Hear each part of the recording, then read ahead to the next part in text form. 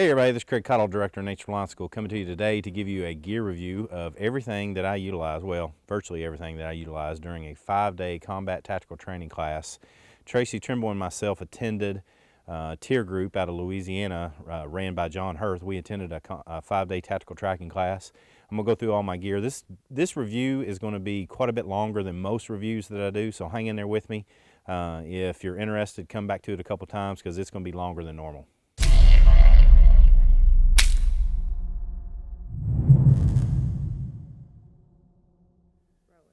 All right, so this is what we got. I'm going to go through two distinct phases in this gear review. I'm going to show you the stuff that I utilized at camp, the stuff that I utilized to sleep in, fix my food, and all that kind of good stuff.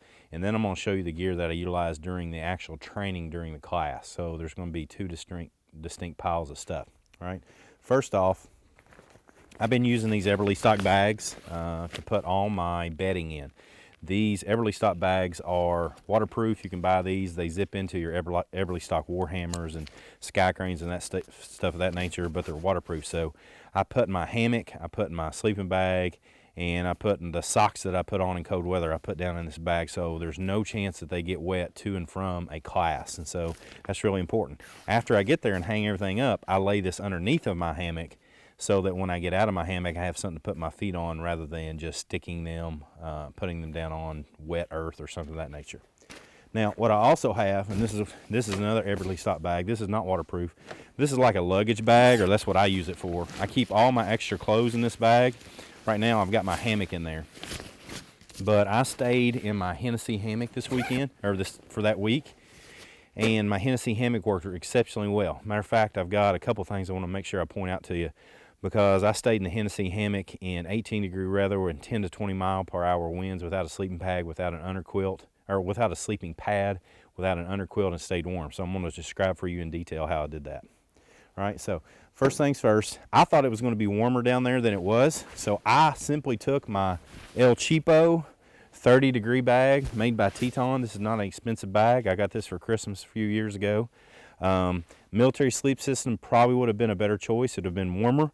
However, I really sleep well in this bag, so when I'm in a class where I'm attending the class, I usually take this so I ensure that I get good sleep. It's a little bit roomier than the sleep system, and so I feel more comfortable in it.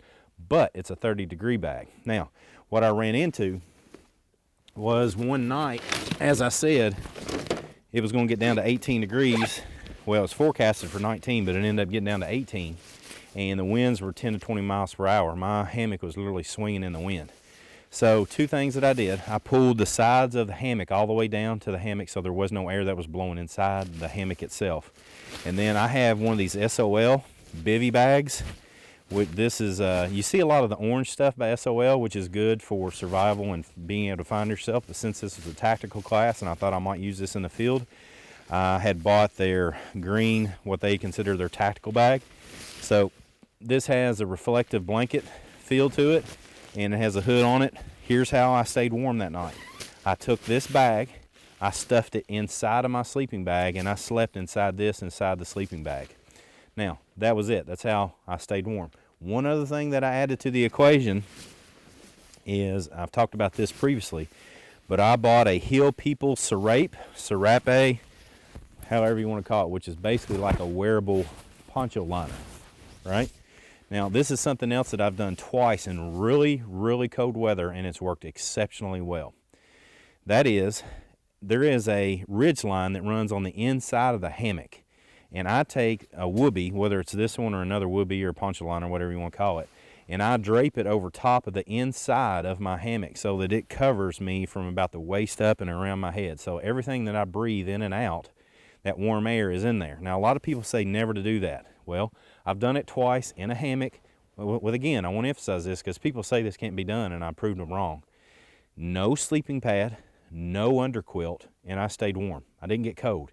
Even the parts of my body that were leaning against the hammock, I did not get cold. I want to emphasize that. And so I think it's part of that is the key to how I set all that up inside the hammock. Now, additional to that, what I wore was I had Polypro military surplus long underwear, and I wore this Under Armour hat inside.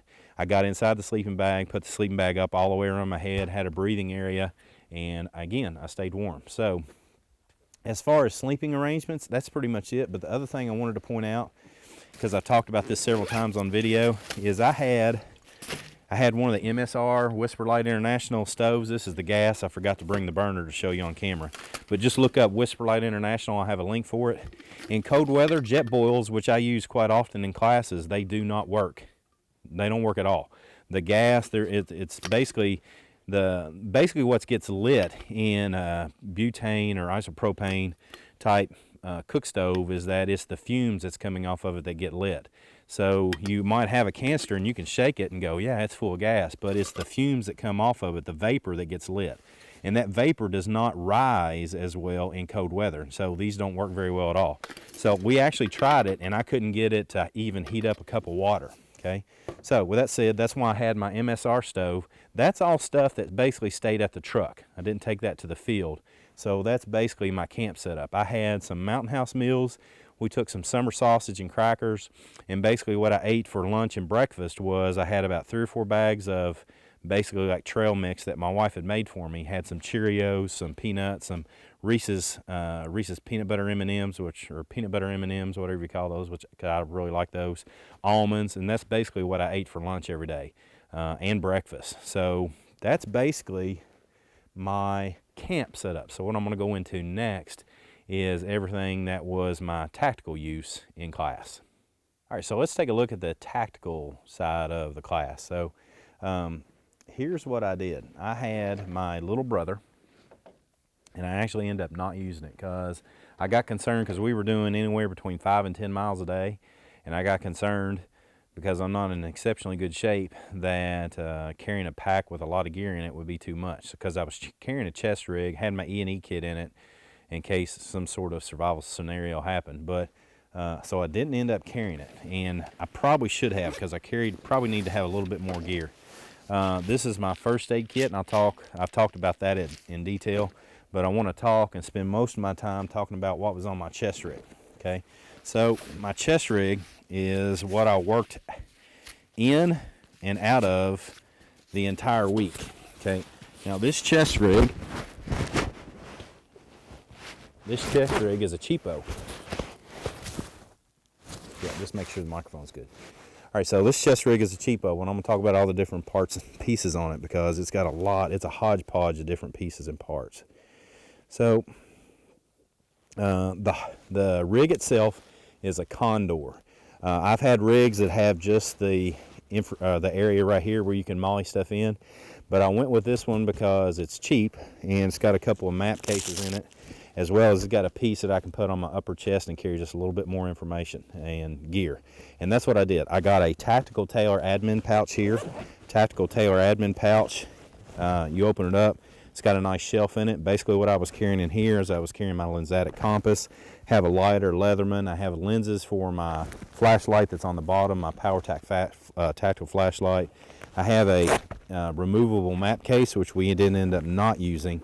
And then I have my MGRS and my UTM protractor. So in here I also have some duct tape and just a small little hank of paracord. Okay, that's my admin pouch. I was in and out of this pouch the whole time. Now what I also had that I didn't bring with me today is this is my big notebook. I got this notebook cover from Tactical Tailor. Inside of it I have the ring binded Right in the Rain notebook paper.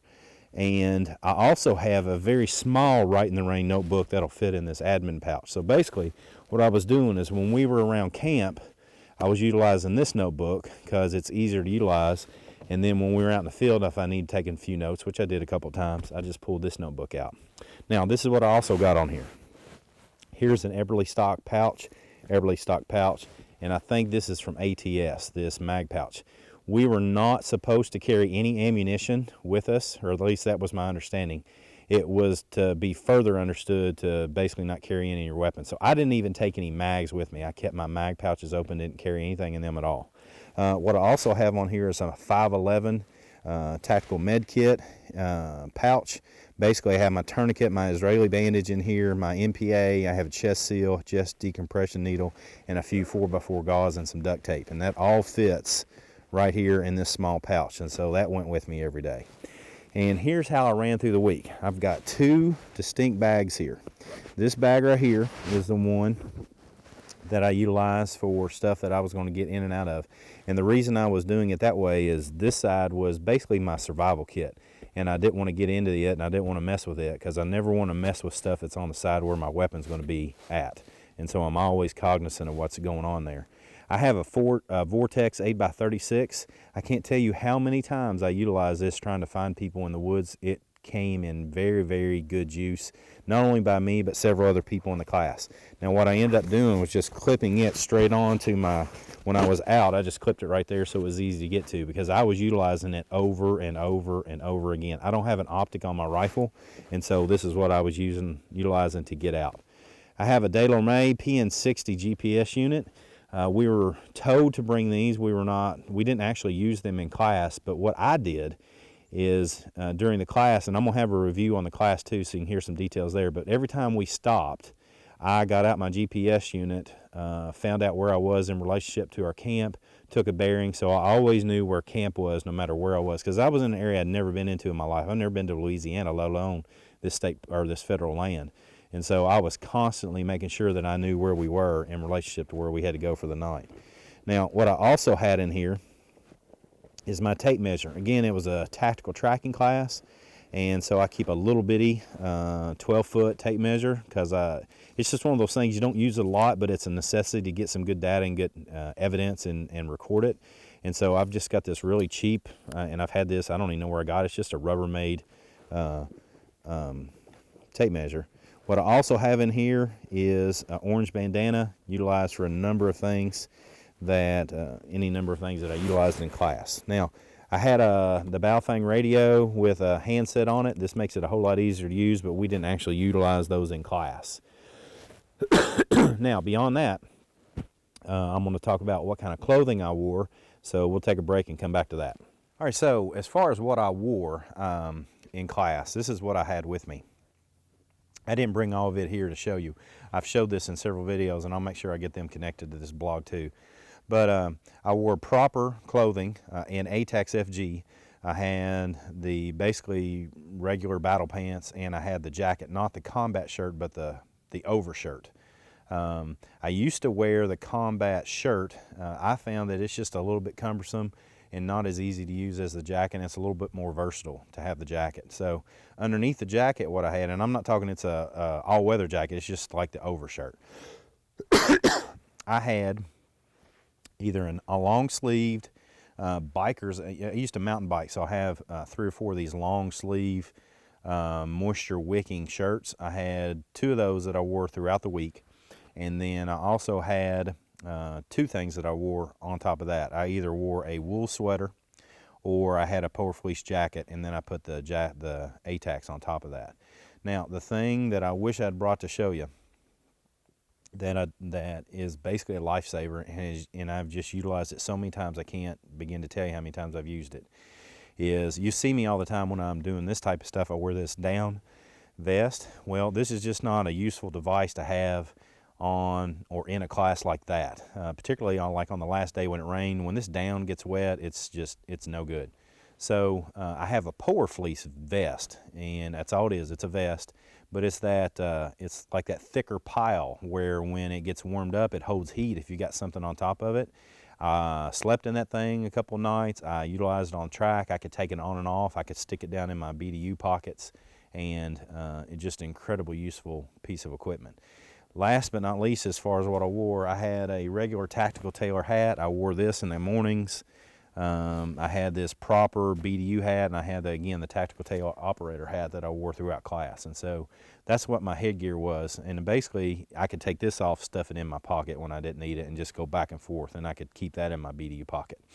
The other thing, really important, is a keffiyeh or shema. I don't really know how to say those things, but if you don't, pronounce it in the comments below so I know, or write it out Ramonji or something so I know how to say it properly. But anyway, whatever that thing is, those things are fantastic. It's basically, the large scarf that a lot of the Middle Easterners wear. It's real useful in that environment. I had that thing. I utilized it to towel myself off. I utilized it to wipe myself down when I was using wipes to clean myself. I utilized it to wipe my feet off when they got wet before I got in my hammock. I put it around my neck to keep my neck warm when it was not needed to be on my head. One time we were out on a track and we were the rabbits, basically meaning we were being chased, and I had to sit and do nothing for about an hour. I wrapped that thing up around my head, covered my head up so that I could keep some of the cold air off of me. So it was a fantastic piece of equipment. I talk about those things all the time, and I highly recommend them. We actually sell them at Nature Reliance School. Beyond that, here's something to know. I got me some mechanics. These are the mechanics wear, the original gloves. These are great gloves. These are multicam, but let me show you what happened to me. I had these gloves on, they got wet, and I put them by the fire, and I'm talking they were 5 feet from the fire, and I got them to about 2 feet away, and man, they melted on me. So keep that in mind when you're utilizing those mechanics gloves. So very, very important to keep up with that. As far as tracking is concerned, I actually think these inhibited my ability to be a team leader. I was noticing the people that were team leader, because there's a lot of hand signals that are given when you're tracking. And I had one guy saying he just couldn't see what I was doing very well. And I was making huge movements, and I thought I was doing a good job. And it made me question what I was doing right or wrong. And I got to thinking about it and watching the other team leaders that I was also following at later times in class. And everybody that had real good, nice camouflage gloves, it was hard to pick it up, even though there's movement. And so I noticed the guys that had solid black gloves, I could see their hands real easy, or another solid color. So the next time I do this, I'm not going to be wearing camouflage gloves, although that's really tactical. It didn't work in this particular situation. I carried my Glock 19 that I talk about all the time. I carry it concealed all the time. And then I carried my double star AR-15 in class as well. So again, I didn't have a mag in it, but let me show you something that I learned in this class, because I've never been around this many people. Typically, I typically carry my weapon like this, which is what most consider would be a CQB position, so I can utilize it effectively, CQB, close quarters battle. But the guys there, most of them had military backgrounds, and they were all about carrying it like this. And so I can still have the same functionality. I can still bring it to my shoulder pretty easily. But what was happening is that what I was finding real useful is I could easily put it right to my side. And I know what a lot of guys are thinking, well, that's in the way of your handgun.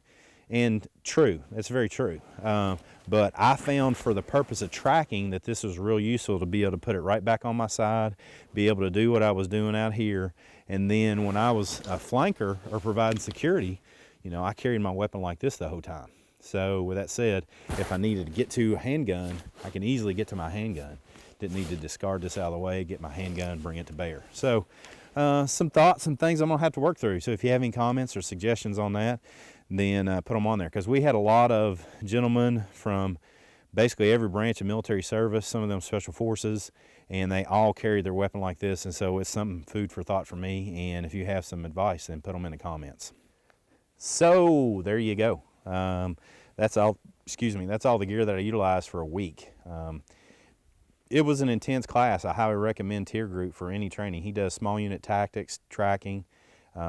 He says he's going to do some survival stuff in the future. I don't know if he'll end up getting that done or not, but I can see him staying incredibly busy with just tracking, because he's a fantastic instructor.